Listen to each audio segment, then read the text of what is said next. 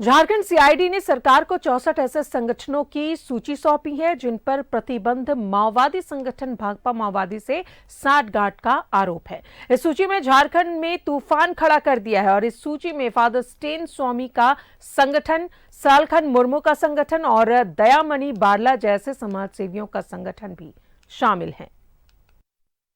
CID Jharkhand ने राज्य को एक गोपनीय रिपोर्ट सौंपी है जिसके तहत 64 ऐसे सामाजिक संगठनों पर यह शक जताया गया है कि वे भाकपा माओवादी जैसे उग्रवादी संगठन से रिश्ता रखते हैं। इस सूची में स्वर्गीय फादर स्टेन स्वामी का संगठन बागीचा, दयामणि बारला और सालखन मुर्मू का संगठन भी शामिल। सरकार विरोधी गतिविधियों में शामिल रहता है, तो सरकार विरोधी गतिविधियों अगर वो शामिल तो बताएं कि कौन सा सरकार विरोधी उन्होंने काम किया है।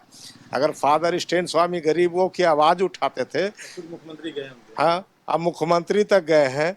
आपने देखा कि वो जब मरने के बाद उनको क्लीन चिट दी जाती है, तो सवाल उठता है कि सामाजिक संगठन को वैसे लोगों का संरक्षण देनी चाहिए। वैसे लोग जो कई ऐसे लोग हैं, दयामणि बारला हो, आलूका कुजूर हो, ये सब लगातार आदिवासी हित के कुछ न कुछ आवाज उठाते रहते हैं। समाज सेवियों के संगठन ने पत्र लिखकर डीजीपी से आग्रह किया है कि संगठनों की विश्वसनीयता समझी जाए, सीधे सीधे नेताओं से बात कर जांच पूरी की जाए, किसी को परेशान ना किया जाए। इस विषय पर बीजेपी की ओर से भी प्रतिक्रिया आई है। बीजेपी प्रदेश प्रवक्ता प्रतुल सहदेव ने कहा है कि कुछ आदिवासी संगठनों ने सरकार की मुखर होकर मुखालफत की, इस वजह से उन पर यह गंभीर आरोप लगाया गया। हमें तो लगता है राज्य सरकार कुछ आदिवासी संगठन जो उनके खिलाफ मुखर होते जा रहे हैं, उनको नकेल में रखने के लिए ऐसे अलर्ट्स जारी करा रही है। आखिर क्या इनपुट मिला था? इनमें से कुछ संगठन तो ऐसे हैं जिनमें सरकार के बड़े बड़े मंत्री उनके समारोह में शिरकत करते हैं और उनके जो बड़े नेता हैं उनसे उनकी लगातार मुलाकात होती है। फिर अचानक क्या हो गया कि इन संगठनों का नाम प्रतिबंधित संगठनों की सूची में डालने की सूचना है और माओवादियों से इनके रिश्ते की बात हो रही है। देखिए, माओवादी राष्ट्र विरोधी तत्व हैं। अगर आप राष्ट्र विरोधी से तत्वों से किसी के संबंध को जोड़ रहे हैं और 60 संगठन है, करीब 1000 से ज्यादा लोगों को आपने एक ही बार में लपेट लिया, तो ये बेहद चिंतनीय विषय है। मुख्यमंत्री जी को सार्वजनिक करना चाहिए कि किस आधार पर कुछ एक्चुअली समाज सेवा करने वाले संगठन है कि उनका भी नाम इसमें जोड़ा गया है और अब तो संगठन भी इसके लिए आंदोलन कर रहे हैं। लेकिन सूची के मुताबिक झारखंड जन अधिकार महासभा, झारखंड जन संगठन मोर्चा, विस्थापित विरोधी विकास आंदोलन, पीयूसीएल और सालखन मुर्मू का संगठन आदिवासी सिंगल अभियान, छात्र संगठन, जल जंगल सुरक्षा समिति और स्वर्गीय फादर स्टेन स्वामी का संगठन बागीचा समेत 64 संगठनों के नाम शामिल है। डीजीपी अजय कुमार सिंह के मुताबिक यह सिर्फ एक जांच हो रही है जो समय समय पर की जाती है। नहीं, वो सामाजिक संगठन नहीं है, वो अलग अलग तरीके के संगठन है। उसका वेरिफिकेशन जो है एक नॉर्मल प्रक्रिया है, स्पेशल ब्रांच करती है और वो उसी को उसको जांच कर रही है कि क्या एक्टिविटी है। वाम संगठन के मुताबिक 2014 में रघुवर सरकार के आने के समय सीआईडी ने यह सूची बनाकर सरकार को सौंपी थी, जिसकी जांच हुई थी और कई नेताओं को तब नोटिस भी जारी किया गया और उन्हें अर्बन नक्सल की संज्ञा दी गई थी। वाम नेताओं के मुताबिक ये वही सूची है और उन्हीं लोगों की साजिश है। झारखंड सरकार के आंख, नाक और कान के रूप में चर्चित स्पेशल ब्रांच ने सरकार को एक सूची सौंपी है। 68 संगठनों की सूची है जिसमें दिवंगत फादर स्टेन स्वामी का संगठन बगीचा भी शामिल है। कहा गया है कि इनका संपर्क भाकपा माओवादी से हो सकता है। इस सनसनीखेज खुलासे से हड़कंप मचा हुआ है क्योंकि झारखंड में ऐसे संगठन गली गली, मोहल्ले मोहल्ले फैले हुए हैं, जिनमें से अधिकांश का ताल्लुक झारखंड के इंडिया अलायंस से भी है, वाम संगठनों से भी है। कैमरामैन अभय के साथ में शाहनवाज अख्तर, न्यूज़ 11 भारत, रांची।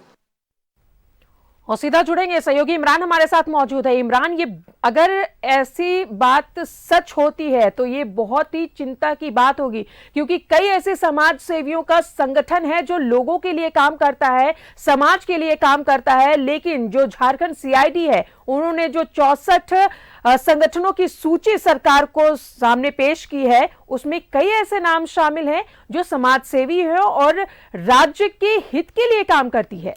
देखिए राजदा, ये जिस तरह की रिपोर्ट सामने आई थी, और ये रिपोर्ट जो है स्पेशल ब्रांच और स्थानीय सूचना तंत्रों के आधार पर पिछले कई वर्षों से ये चीज़ें तैयार की जा रही है। CR64 ऐसे संगठनों को चिन्हित किया गया था जिस पर आरोप थे कि ये जो संगठन है कहीं ना कहीं भाकपा माओवादी और नक्सल जैसे संगठनों से साठगांठ रखते हैं और उनसे इनका अपना संपर्क रहता है। इस पूरे मामले को लेकर के पूर्व में भी कई विवाद सामने आते रहे हैं और विवाद होता रहा है। तो ऐसे में इस पूरे मामले में जब झारखंड CID ने सरकार को जब रिपोर्ट सौंपी और सरकार ने इस पूरे मामले में जांच के आदेश दे दिए, तो अब जाकर के इन संगठनों के जो प्रतिनिधि हैं, जो लोग हैं, वो खुल करके सरकार को अपनी बातें रख रहे हैं, बता रहे हैं कि जो संगठन सरकार के समर्थन में है, सरकार के साथ मिलकर के काम कर रही है और पिछले कई वर्षों से सामाजिक कार्य करते आ रही है, और ऐसे में उसके ये बताना कि वो माओवादी और उग्रवादी संगठनों जैसे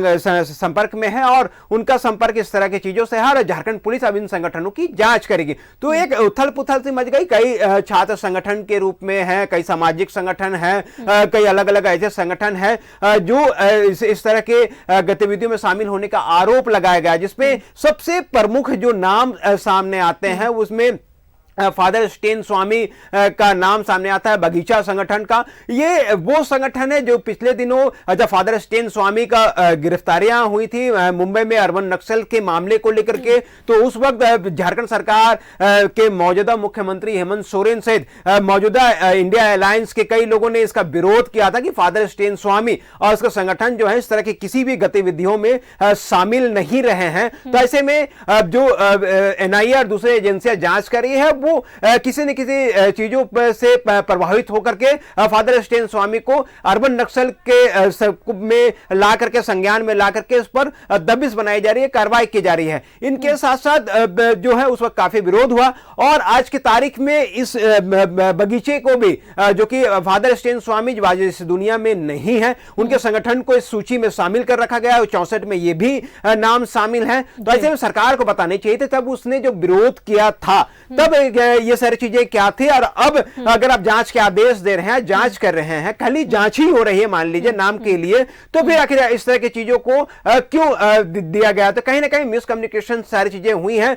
अधिकारियों ने जो रिपोर्ट तैयार की उसमें सरकार ने सहमति प्रदान कर दिया। अब किसके सारे पर यह सहमति हुआ है, नहीं हुआ, ये सारी चीजें सरकार समझेगी, अधिकारी समझेंगे। इनके अलावा दयामणि बारना जो कि झारखंड के कई आंदोलन में इनका नाम जाना माना जाता है, रांची से लेकर के खूंटिया झारखंड के कई ज्वलनशील मुद्दों पर मुखर रहती हैं और अपनी आंदोलन को कई तरह की बातों से वो जो है वो बढ़ाती हैं। ऐसे में उनको लेकर के और फिर कई अन्य जो लोग हैं, इन तमाम लोगों के नाम जो है वो इस पूरे मामले में सामने आए हैं। तो पिछले दिनों कुछ छात्र संगठन के लोगों ने भी इस पूरे मामले पर आपत्ति दर्ज की थी और सरकार से मांग की गई थी कि सिर्फ पेपरों में या फिर मौखिक तौर से जो जानकारियां सरकार को मिल रही हैं उस आधार पर आप जांच नहीं करें, जमीनी स्तर पर एक एक लोगों की पूरी तरीके से वेरिफिकेशन करें कि किनका कब कैसे और किस वजह से इन संगठनों में नाम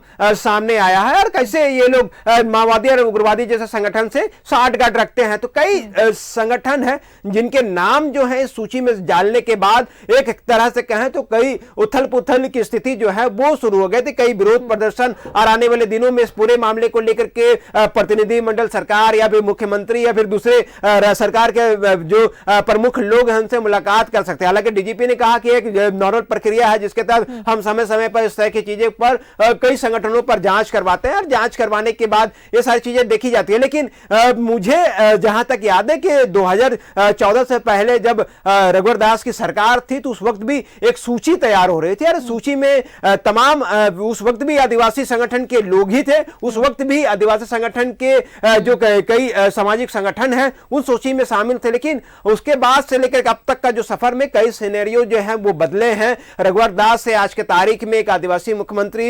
हेमंत सोरेन है और ऐसे में जब ये सूची जब बाहर आया आज के तारीख में तब जाकर के ये सारी चीजें जो हैं वो विवादों के घेरे में आ गया और लोग इनका खुल करके विरोध करने लगा। हालांकि बीजेपी बीजेपी के प्रवक्ता की माने तो सूची जो है वो उन लोगों के लिए बनाई गई है जो आदिवासी संगठन आज की तारीख में सरकार का विरोध करते हैं। तो खैर कौन विरोध करता है, कौन समर्थन करता है, ये सारी चीजें जो है वो अपनी राजनीतिक गलियारों में चर्चा करने अच्छी बात है, लेकिन इस तरह की चीजें जो है वो नई बात नहीं है। 2014 से पहले, 2014 और 14 के बाद आज की तारीख में भी इन सारी चीजों को लेकर के कई मंथन हुए हैं, कई बार यह सारी चीजें सामने आ चुकी है। तो ये एक बड़ा सवाल है कि अगर ये 64 संगठन किसी भी तरह की गतिविधि में शामिल हैं और अगर इनके सारगढ़ उग्रवादी और माओवादी जैसे संगठन से हैं तो इस पूरे मामले पर गंभीरता से जांच होनी चाहिए और जांच के बाद दूध का दूध और पानी का पानी करने की जरूरत है, ताकि कोई निर्दोष व्यक्ति या निर्दोष संगठन बेवजह इन सारी चीजों पर पचड़ा पर ना पड़े,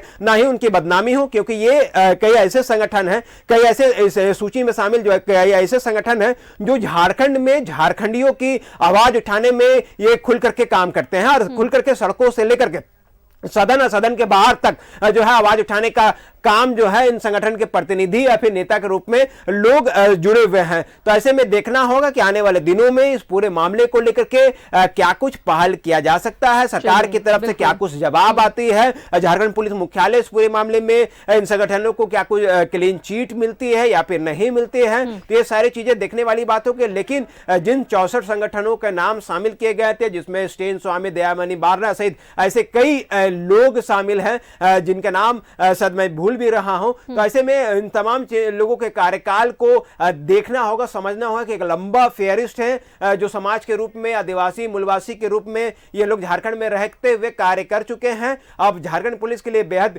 चुनौतीपूर्ण है कि ऐसे संगठन के लोगों के खिलाफ अगर साक्ष्य मिलते हैं तो उस पर किस तरह की कार्रवाई की जाएगी, अगर साक्ष्य नहीं मिलते हैं तो इन संगठनों को किस तरह से क्लीन चिट दिया जा सकता है। बिल्कुल, गहन जांच होनी बेहद जरूरी है और जांच से ही सारी चीजें स्पष्ट होंगी। जो आरोप लगाए गए हैं इन 64 संगठनों पर, वो आरोप क्या वाकई में सही है या गलत है, ये जांच का विषय और चिंता का भी विषय है। बहुत बहुत शुक्रिया आपका इमरान तमाम जानकारियों के लिए।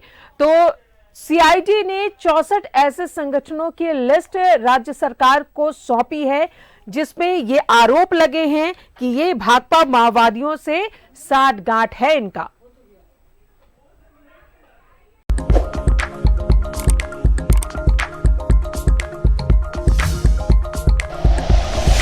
Like and share videos, subscribe करें हमारा चैनल और प्रेस करें बेल आइकॉन। न्यूज़ 11 भारत, सच है तो दिखेगा।